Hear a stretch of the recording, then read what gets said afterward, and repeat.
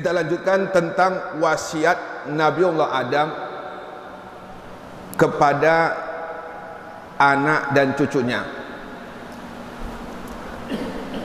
Diperintahkan oleh Nabi Adam wasiat ini agar disampaikan kepada anak cucu Nabi Adam. Yang kedua, kata Nabi Adam, kullahum kullu amalin turiduna fanzuru akibatahu.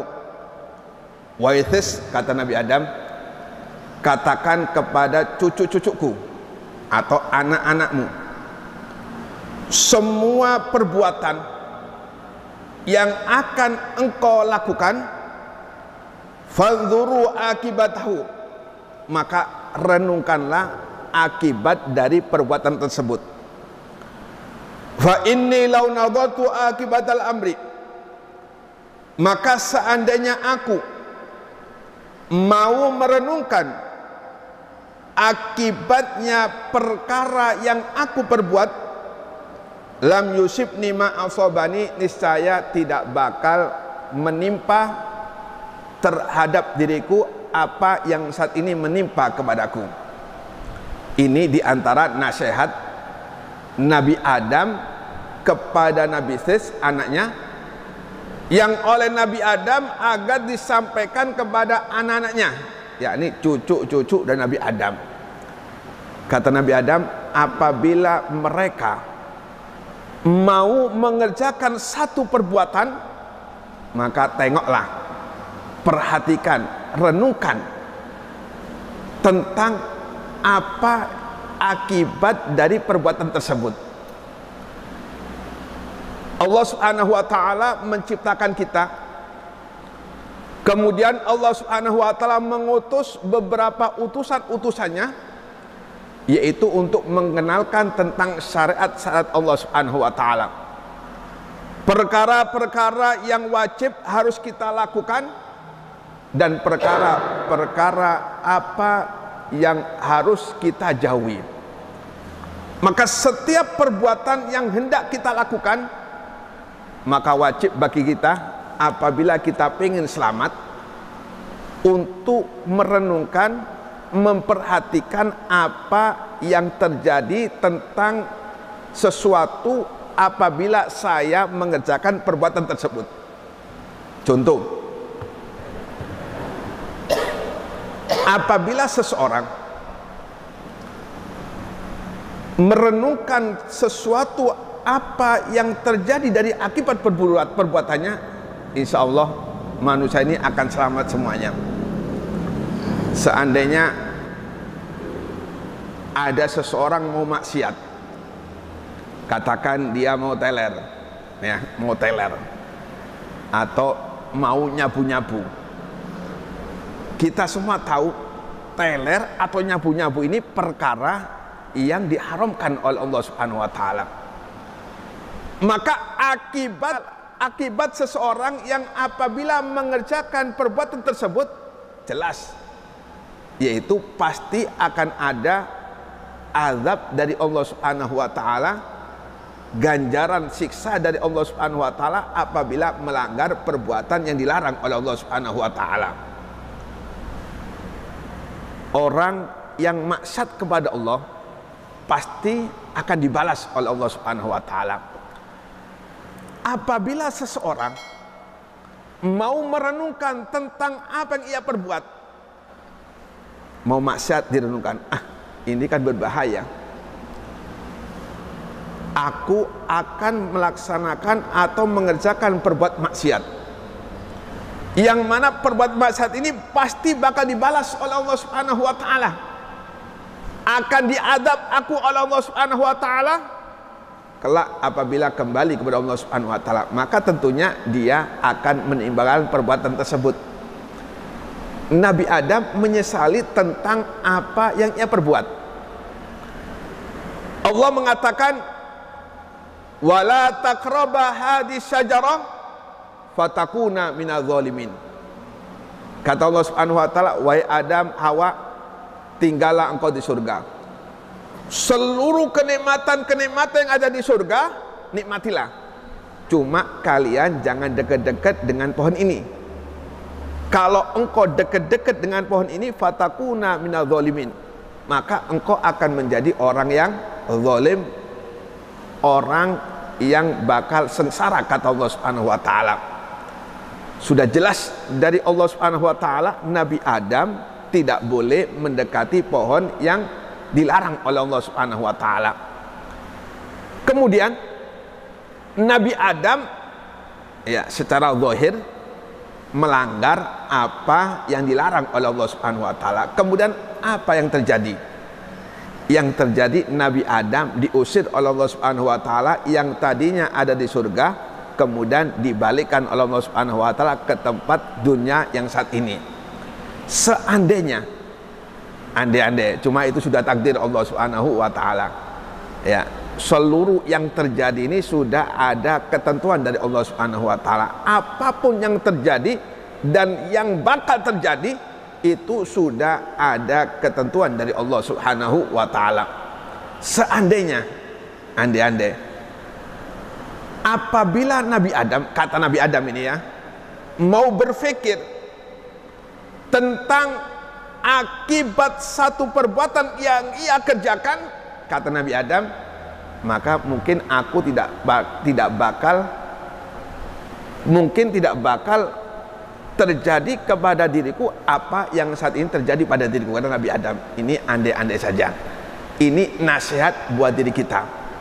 Apabila kita mau melakukan satu perbuatan, baik itu perkataan, perbuatan, maka hati-hati. Sebelum kita melakukan satu perbuatan, harus kita renungkan apa yang bakal terjadi dari perbuatan yang kita lakukan. Seandainya orang ngomong kotor, itu maksiat. Seandainya orang ini mau berpikir tentang dosa yang diomongkannya itu, maka saya dia nggak bakal ngomong-ngomong kecuali yang bagus. Dia akan selalu mengikuti Nabi Muhammad, la yaqulu wa la yaf'alu illa ma'rufa. Nabi Muhammad tidaklah berkata dan berbuat kecuali perbuatan tersebut baik. Begitu pula kita, apabila kita mau merenungkan tentang apa yang terjadi akibat dari perbuatan kita, maka insya Allah kita akan dituntun oleh Allah Subhanahu wa taala pada jalan-jalan yang diridhoi oleh Allah Subhanahu wa taala. Mudah-mudahan kita diberi kekuatan oleh Allah Subhanahu wa taala untuk merenung, untuk berpikir setiap apapun yang kita perbuat dan setiap apapun yang akan kita katakan.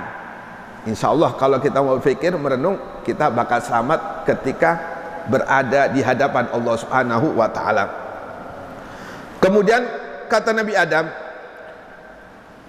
qul lahum la ta'malu bihawa nisaikum fa inni 'amiltu bihawa imraati wa akaltu minasyajara fa lahiqatni an-nadama. Kata Nabi Adam, wahai Tis, anakku, katakan kepada anak-anakmu, katakan kepada cucu-cucuku, jangan engkau serta-merta mengikuti keinginan istrimu. Ya, Nabi Adam baru-baru saja ditemukan oleh Allah Subhanahu wa taala, atau Nabi Adam baru saja diberi oleh Allah Subhanahu wa taala seorang perempuan yang sangat cantik. Ibarat kita ini kemanten baru, ibarat kita kemanten baru, otomatis bulan madu. Nabi Adam dengan Siti Hawa bulan madu. Sangat cintanya Nabi Adam dengan Siti Hawa. Ada pepatah mengatakan, hubbuka syai' yu'mi wa yusim. Seseorang apabila sudah cinta kepada sesuatu, itu dapat membutakan dan dapat menulikan. Ini kata-kata yang mungkin harus kita hati-hati, terutama kepada istri kita. Apabila lebih-lebih apabila kemanten baru. Kata ulama, kebanyakan seorang perempuan, itu melakukan satu perbuatan datangnya dari hawa nafsunya. Minta maaf, makanya paling banyaknya perempuan apabila sudah marah, dikit-dikit minta cerai. Dikit-dikit minta cerai. Apabila perempuan sudah marah. Maka jangan sampai kita ini tergoda atau ngikutin keinginan istri kita.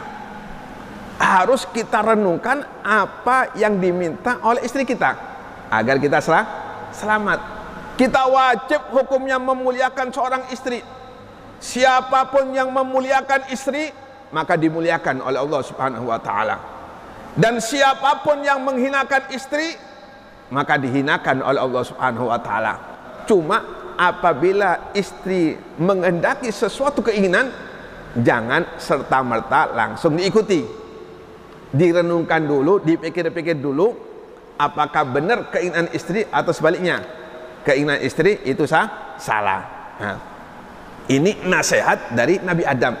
Sebab Nabi Adam sebelum diajak oleh Siti Hawa, Nabi Adam nggak mau. Nabi Adam tidak mau mendekati pohon yang dilarang oleh Allah Subhanahu wa taala. Karena istrinya yang mengajak, karena istrinya yang meminta, maka tiba-tiba Nabi Adam ini ngikutin keinginan istrinya. Ya tadi itu mungkin karena masih manten baru, masih baru asik-asiknya dengan Siti Hawa. Akhirnya diikuti keinginan si Siti Hawa ini istrinya, maka terjadilah apa yang terjadi, yaitu Nabi Adam menurut zahirnya yaitu melanggar syariat Allah Subhanahu wa taala. Kemudian warabi, yang keempat, idza ittarabat qulubukum bi syai'in fastanibuhu fa inni hina akaltu minasyajara ittaraba qalbi falam arji falahiqani an-nadam.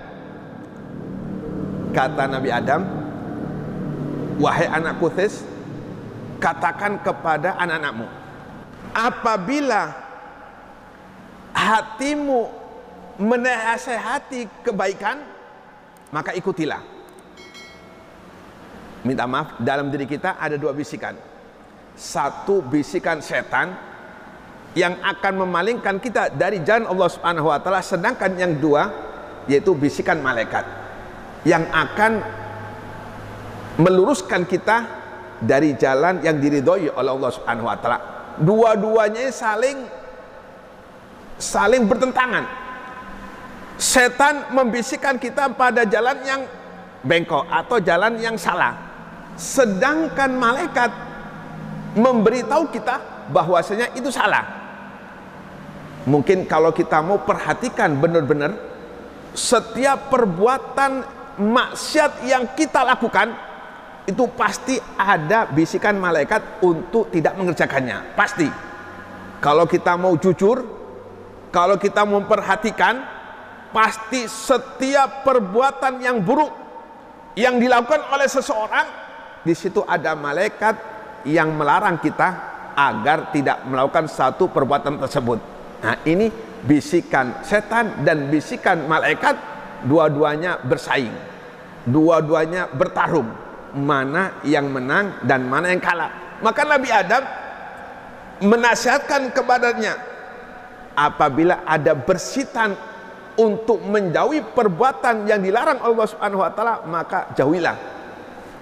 Kata Nabi Adam, sesungguhnya ketika aku mau melakukan perbuatan yang dilarang oleh Allah Subhanahu wa taala, maka jeritan tersebut atau bisikan tersebut itu nampak oleh diriku, namun aku tidak menghiraukannya.